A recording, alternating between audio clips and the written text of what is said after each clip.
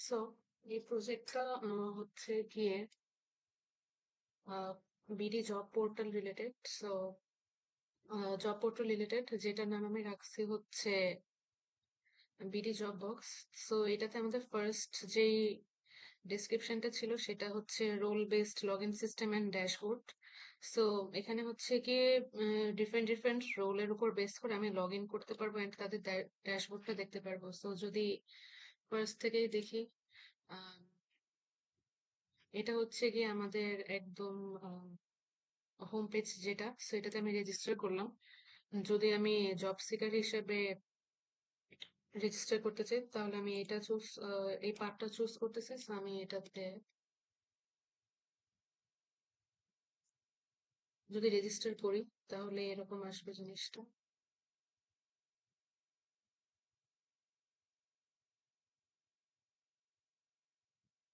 এখন এটা হচ্ছে গিয়ে আমাদের রেজিস্টার হয়ে গেছে।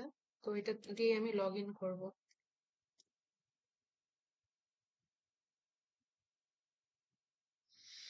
তো এটা হচ্ছে গিয়ে আমাদের জব সিকার হিসাবে আমরা একটা রেজিস্টার এন্ড লগ ইন করলাম। সো এটাতে দেখতে পাচ্ছি যে জব সিকার। আর এটাতে যদি আচ্ছা, এটা হচ্ছে কি আমাদের জব সিকার হিসাবে। এন্ড এরপর যদি আমি একটা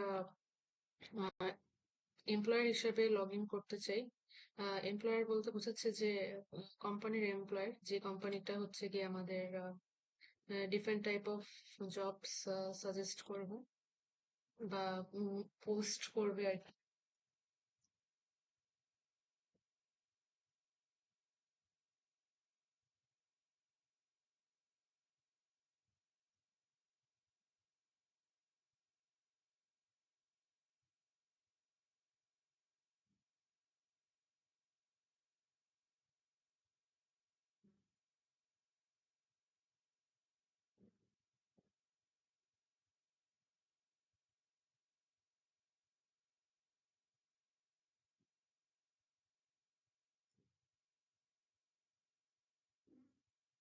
তো এটা আমরা এমপ্লয়ার হিসেবে লগ ইন করতেছি। আর আর আর আরেকভাবে যদি আমরা অ্যাডমিন হিসেবে এখানে লগ ইন করতে চাই, তো জিনিসটা হচ্ছে যে আমরা বাই ডিফল্ট জব সিকার হিসেবেই আমরা কোনো একটা রেজিস্ট্রি বা লগ ইন করবো, যেটা আমরা মঙ্গোডিবিতে দেখতে পারতেছি।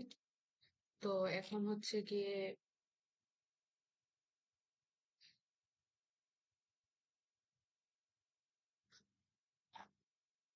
আমাদের এখানে লাস্টের দুইটা এন্ট্রি হয়ে গেছে। তো এখন আমরা যে অ্যাডমিনটা করব সেটা হচ্ছে কি আমরা একটা ইউজার হিসাবেই লগ ইন করবো, বাট ওইটাকে আমরা পরে অ্যাডমিন বানাবো এখানে রোলটা চেঞ্জ করে দিয়ে। So আমরা যদি ওইটা করতে চাই,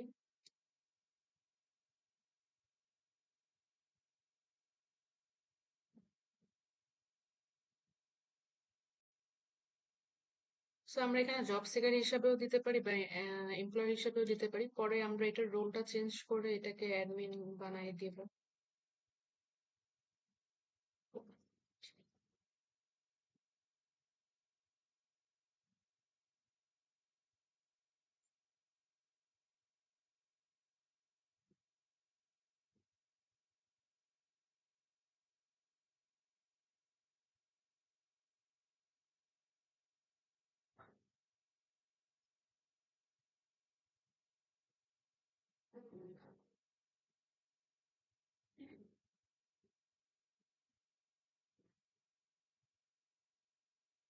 সো এটা আমরা এমপ্লয়ার হিসাবে এখানে রেজিস্ট্রি করছিলাম, বাট এটাকে যদি আমি এখন চেঞ্জ করতে চাই, তো আমরা এখান থেকে কোনো একটা ইউজারকে আমরা অ্যাডমিন হিসাবে রোল চেঞ্জ করতে পারি।